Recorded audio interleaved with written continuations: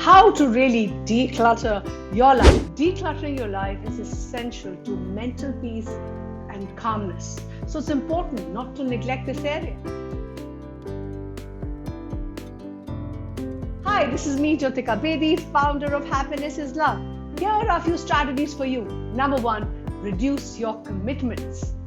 Oftentimes, our lives are too cluttered with all of the things that we need to do at home, at work, in school, in college, in our religious beliefs or civic lives, with friends and families, with hobbies, and so on and on and on, the list goes on. Take a look at each area of your life right now and write down all of your commitments. Seeing it all written down can be quite an eye-opener. It certainly worked for me. It's an eye-opening experience as well as overwhelming. It's both. From here, I want you to look at each one and decide whether it really brings you true joy and happiness and value. And if it is, what the amount of time that you are investing. This is very essential for you to get a quick check, a reality check. Another way to reduce your commitments is to identify a few that you truly love and then just get rid of the rest. Just focus on the ones that you truly enjoy and love. Learn how to say no and learn how to decline offers. If you eliminate the things that don't bring you joy, true joy or value, you'll have more time for the things that you truly love and value. Number two, reconsider your routines. You want a healthy mind, a sound mind? Look at your routine. Many of us do not have any set routine in our daily lives, and we simply tackle our obligations, our chores, our responsibilities, and daily tasks haphazardly. Are you guilty of this? Without structure, it can lead to chaos, to chaotic days, and definitely drop your peace of mind and productivity. Batch tasks together. Instead of doing your laundry several times throughout the week, do it all one day. It's helpful to write down all of your weekly and daily obligations, chores, tasks, and then plan out daily and weekly routine. Hang it up where you can see it and try to follow it. I do it behind, if you can see the wall behind me, that's where I put in my to-do list. You might find that having a routine brings a sense of calm, a sense of order in your life. You can use apps now to declutter your life and focus on things that matter. Number three, declutter your friendships. It may sound cruel, but as you grow, you'll realize some people are meant to stay away. They're not meant to stay in your life longer, while others are. While you need to spend more time with people who lift you up, who believe in you, positive people who help you grow, who challenge you, who make you feel happy, you need to get rid of those people who are draining your energy, who are not serving you anymore. Number four, set priorities. The first step is to figure out what are the things that matter to you the most.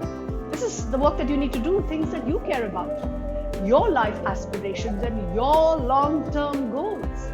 Again, I want to encourage you to prepare a list of your top priorities and make sure that your actions and the decisions you take reflect the priorities that you are setting for yourself.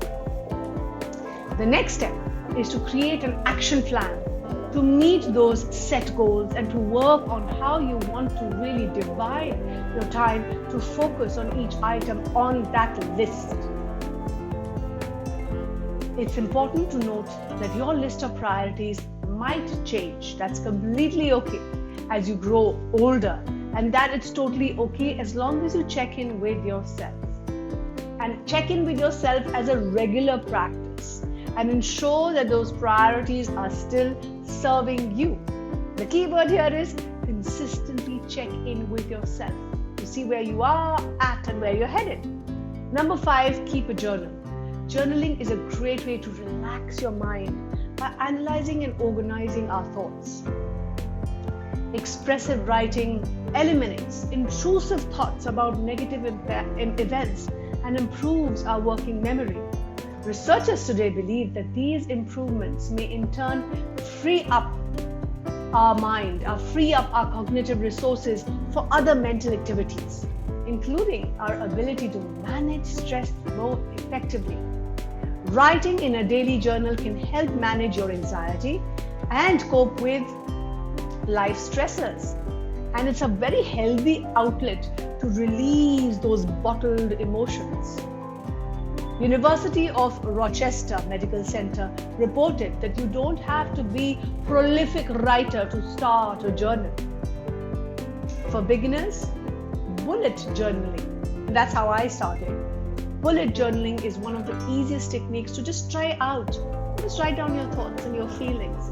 It'll help you organize your thoughts and feelings. Number 6, learn to let go. It is important to let go of all those negative thoughts and emotions that are making you feel bogged down. I know it's hard work, but it's the most rewarding work you'll ever do, the most worthwhile work you'll ever do. Eliminating unnecessary thoughts and fears and concerns help reduces our stress, boosts our self-esteem, and frees up our mental space. Monitor your thoughts regularly and try to replace your negative thoughts with positive ones. Number 7, avoid multitasking. I know it sounds counterproductive. We've glorified the idea of multitasking, but trust me, preparing that office presentation while updating your Instagram and looking for Secret Santa gift online for your roommate, not the most effective way to work. While there's no harm in occasional multitasking, I feel you, I hear you. Constant juggling between tasks, what does it do? It really limits your attention span, increases more stress, and creates additional clutter in your mind by making it difficult for your poor brain to filter out irrelevant information. In fact, a study conducted by Stanford University showed something very interesting. It showed that heavy multitasking really lowers efficiency and may impair your cognitive control. The solution is single tasks. Focus on single tasks as much as possible. Make a list of things you need to accomplish that day. Keep the to-do list simple and realistic. The problem is when we overschedule, when we overstretch ourselves. Start with what's most important and make your way down the list, completing one task at a time, and you will see the magic unfold. This is what I do every single day, and do not overschedule. Number 8, breathe. Take a deep breath, pause, exhale slowly, and then repeat. How does it feel? Great, right? Deep breathing is a simple yet effective technique to clear your mind, and it induces tranquility and elevates our mood instantly. It lowers the heart rate and blood pressure and stimulates our parasympathetic nervous system, which helps your body relax. I deep breathe almost every 10 minutes because I need to release those emotions. Other than being a stress reliever, breathing exercise also promotes concentration and strengthens our immune system.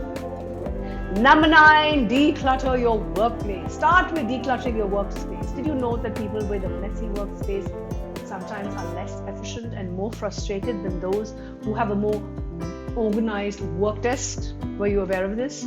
Well, now you do. So don't put off clearing your workspace until tomorrow. Declutter your workspace now if you can. You can start by getting rid of all the non-essential items which are just cluttering your space and assigning a proper place for everything. It's very therapeutic, it's very cathartic to do this. The best way to keep things organized without feeling overwhelmed or too exhausted is clean up your work desk every single day before you go home. It's a beautiful practice, helps you with staying consistent and decluttering your mind. Number 10, be decisive. Professional organizer Scott Rower has rightly put it. Clutter is simply delayed decisions.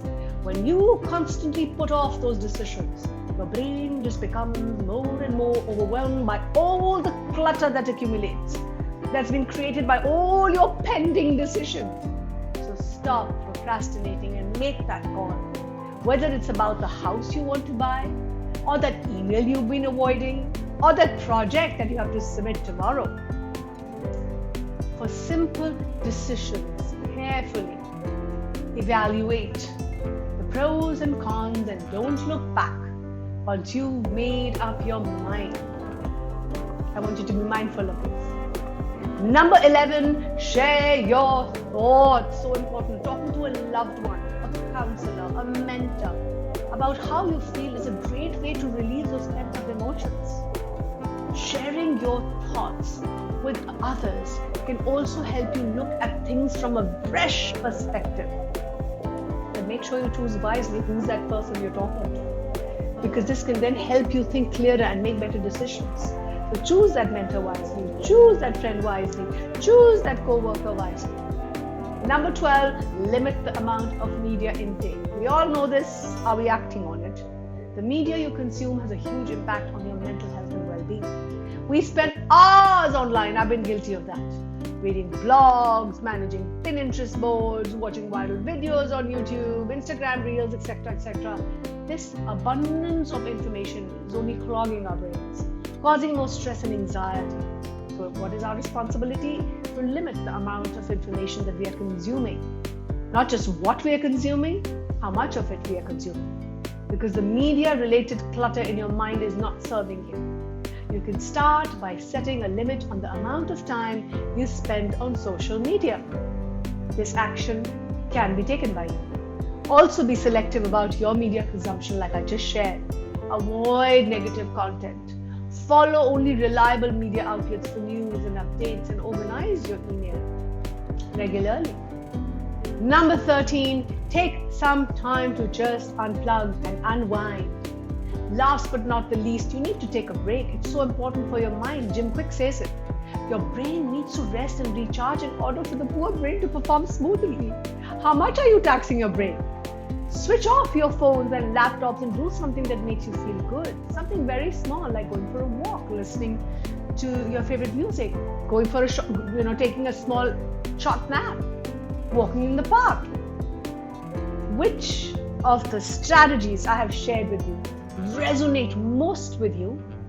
And how do you really intend to start decluttering your life from this moment on? Please comment below. We at Happiness is Love truly care about your well-being, your health and your happiness, because we believe that together we are stronger. Together we can build ourselves, each other, and a better tomorrow. Stay tuned for more. Keep smiling, keep shining, and keep decluttering.